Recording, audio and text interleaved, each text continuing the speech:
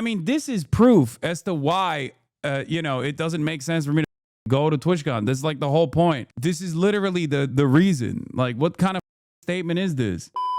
You're in the new Philly D thumbnail. Next up, products for Prime Day special. But the next up in the news today, it actually starts with a question, and that is, with how crazy things feel in America right now, are you afraid to go to large events in public? And connected to that question, we've seen political creators here and there canceling things individually, as well as big creators like Hasan Piker, Valkyrie, Cutie Cinderella, and others announcing that they're going to be skipping TwitchCon later this month over safety concerns. And the latest person to drop out was Hasan, who during a stream announced that he wasn't going to go to the event, and he fleshed out his reasoning. I missed the social Hasan era. There is unfortunately an obvious setback there because of, one, all the political incidents that have taken place, and two, how those political incidents have had some pretty significant consequences in how much I can go out in the real world and socialize with other people.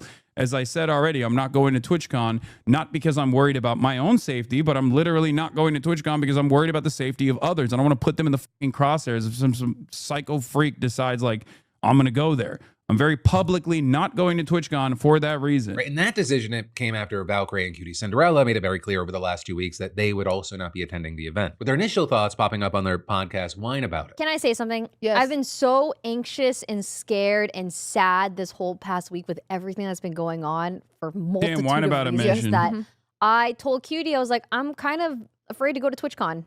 Yeah. We're in a bit of a conundrum with TwitchCon. We may... Listen, it's not... I have... It's not you, it's us. It's not you, it's us. I have told... Because we're supposed to do Whine About It live at TwitchCon. Love Twitch for supporting our show. I have given them a soft, hey, we're in a bit of a panic mode right now. Will we ever stop panicking? That's the problem. I don't know if think we're we being... will. Because I don't feel... The problem is right now, I don't... Respectfully, I don't feel irrational about it. I feel very... I think it's valid. Scared. Yeah, it just takes one person. Your stalkers are so upset about you not going, lol. Yeah, I've seen it. I've seen it online. A lot of people, it went viral on Twitter, and a lot of people basically demonstrated exactly why I was making this decision. Like, it was pretty crazy to see. The thing is, like, with TwitchCon, like, I'm still gonna do public events. Like, I'm obviously gonna be out and about in France and whatnot. And I've always been careful not to, like, reveal whatever public thing I'm doing ahead of time, for a multitude of different reasons. But as far as like a major event where I would be one of the headliners and, like, very publicly saying that I'm going, like TwitchCon, I think that it's just there's too many variables. There are too many variables at play, and it doesn't make sense to put other people in the crosshairs, so to speak. No one, you know, I'm not trying to make a double entendre here, but it just doesn't make a lot of sense to risk other people. Yeah. You know. Right, and then they go on to mention Ari Sato, who was a Japanese live streamer that was stabbed to death in the middle of a stream by someone local media called an anti-fan. So with things like that, as well as the killing of Charlie Kirk and politicians, it's obviously been at the front of a lot of people's minds, which led to Valkyrie saying last week, I'm just really uncomfortable with the world right now. Just so you guys know, Cutie and I are not going to TwitchCon anymore. We did back out. America is in a weird spot. Weird things are happening, and it's just, I don't feel safe. I open up, see the news, and then I'm like, holy moly, what is happening? And in general, there was a sentiment that there's a big overlap of people who hate watch streamers and those who are extremely politically active on platforms like Twitter. And here's how Pokimane put it last week. Here's the way I view it, especially with all the recent news surrounding Charlie Kirk. And of course, a lot of political talk happens on Twitter. And also for us, people like me, Ray, Cutie, other female streamers, the people who feel the most negative and most, like, passionately hateful. Yeah, this is also the other side of it is like there's always a permanent environment of insecurity for female streamers in general because they have, like, a ton of stalkers.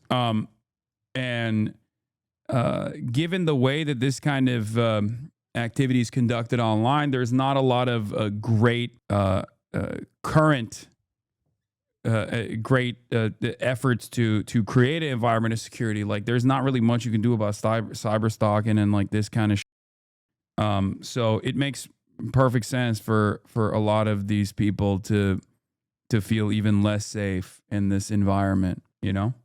Towards us also tend to be on Twitter, and the streaming and Twitter community just have a lot of overlap. So sometimes it's just scary. And when you see that kind of negativity, you're like, do I want to tell people where I'm going to be in person? I actually don't know. I don't really like using Twitter too much because I don't, when I look at the replies, I'm like, who are these people talking to?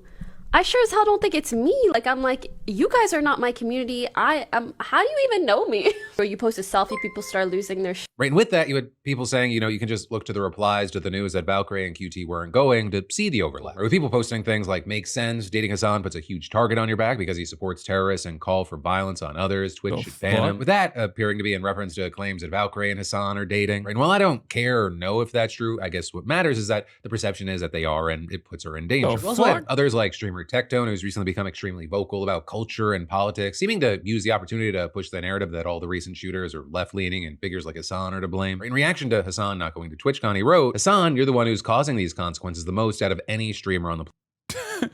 Tectone talking like a shooter is so crazy because like he literally is like, now you're too afraid to show face after saying everyone was overreacting. What a lying he made in air quotes, man. And it's like, dude, why are you talking like if I go to TwitchCon, you're the one who's going to try and me? Like, what the is this dork doing? He tweets about you all the time. I mean, he should, you know, I'm glad that there's something keeping him busy, you know? And he's not like harassing like a random trans content creator or a random woman on the internet. You know, I'll take that. I'll shoulder that for everybody else. Didn't you destroy this man in basketball when he was when I did the OTK thing? Yes, I did. The answer to your question is yes. I did do that. So please come to school tomorrow ad posting. Yeah. Platform. Hasan and people like Hasan have been pushing violent rhetoric and supporting terrorists for years. He knows the dangers he has caused for others. He's now too afraid to face the very beast he's created. And along with bro went to the LA riots, but TwitchCon is too much for him. Yeah. Exactly. It goes to show that obviously for me, it's not a matter of my own safety. It's a matter of the safety of others. And also, what do you mean you created this beast? It's ironic because this is quite literally part of the reason why I think like some dumb who's a Tone fan is going to take matters in their own hands because they're like, oh, I know Hasan is going to TwitchCon. I'm going to for myself. And then accidentally end up shooting a bunch of other people that are attending TwitchCon. That's the reason why I'm not going. How are people blaming you for your own stalking and death threats? I mean, this is proof as to why, you know, it doesn't make sense for me to go to TwitchCon. This is like the whole point. This is literally the reason. Like, what kind of statement is this? And it's such a crazy situation because, like, you know, I have to make a public statement about it so that, you know, I discourage psychos from attending. And meanwhile, I'm making a public statement about it, making it clear that it's not about even my own personal safety, but the safety of others because of people like Tectone. Okay? Because of this kind of sentiment that you hear all over the internet. If you look at my replies, you see it, right? So many people are just like, oh, I can't wait for the government to deport you, arrest you. I'm going to come and head like that. But like, obviously, if the sea of death threats, obviously if the sea of death threats discouraged me, I wouldn't be doing what I'm doing, right? You can't, you know, I have a policy of not letting fear guide my life or guide my commentary. Having said that, even the additional, you know, statement here shows that it's not about my own personal safety necessarily, but the safety of others. But a number of people mocking the idea that Hasan was comfortable going to a protest, which inherently have a level of risk, and now this guy LARPs as a revolutionary but wants to stay home during TwitchCon so he can stream and make more money. A tale as old as time, says Destiny. Oh, once again, I don't even LARP as a revolutionary. I'm a Twitch streamer. This is a statement that my haters have applied to me. Once again, they are setting the standards that they made up for me on their own, in their own minds, only to turn around and say, you're not abiding by those standards. But once again, yeah, TwitchCon is the revolutionary activity that I should be engaging in. Doesn't want to go to TwitchCon. So then with that, you had others pushing back a counterpoint saying that things have dramatically changed in America since then, as well as the fact that Hasan says that he's doing this to protect his fans. But no matter where you stand on this, what you're seeing is Twitch trying to reassure people that the event will be perfectly safe, with CEO Dan Clancy saying on a live stream, just in terms of safety and security at TwitchCon in light of recent events.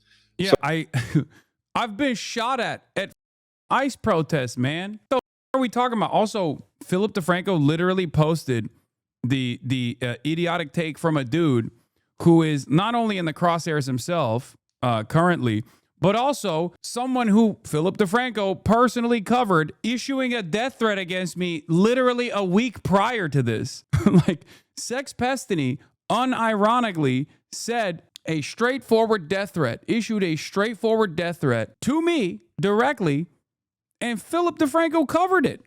That was like, what, 2 weeks ago, 3 weeks ago? I mean, yeah, it's just so stupid. So in any case, as I've made clear, this is one of the more high profile large events that I would be a part of. The Epstein take is at the top thread on LSF, by the way, posted by the guy that was in here a week or two ago screeching at you, who regularly posts threats on you on LSF. These cultists are the worst.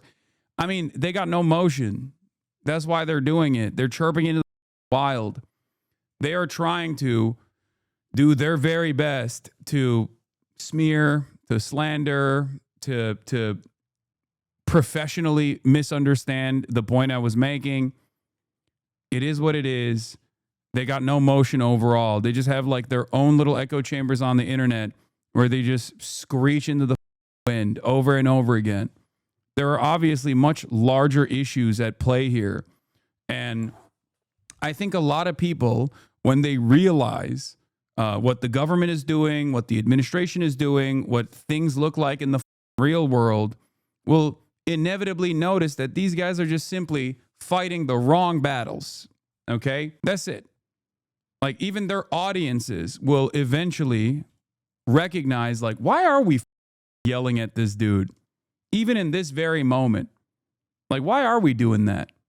There's active military on the streets of the United States of America in our neighborhoods, and I'm over here yelling about some random Twitch streamer. It's stupid. Now he doesn't want to go to TwitchCon. So then with that, you had others pushing back a counterpoint saying that things have dramatically changed in America since then, as well as the fact that Hasan says that he's doing this to protect his fans. But no matter where you stand on this, what you're seeing is Twitch trying to reassure people that the event will be perfectly safe, with CEO Dan Clancy saying on a live stream, just in terms of safety and security at TwitchCon in light of recent events. So I want to be very clear. We take security at our events like TwitchCon extremely seriously. Every year, we build on a successful approach to TwitchCon safety and security, particularly as we become aware of new or emerging security or safety challenges.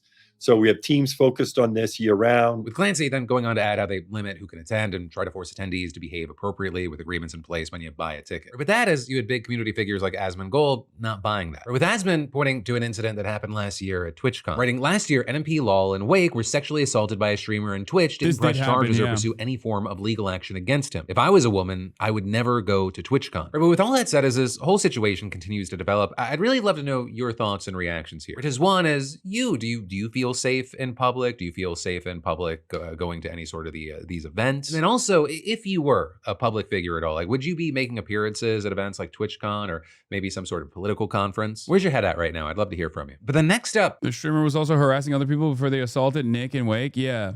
On the other hand, we have Hasan saying he doesn't want to endanger people. On the other side, we have a random Twitter user, a sex pest.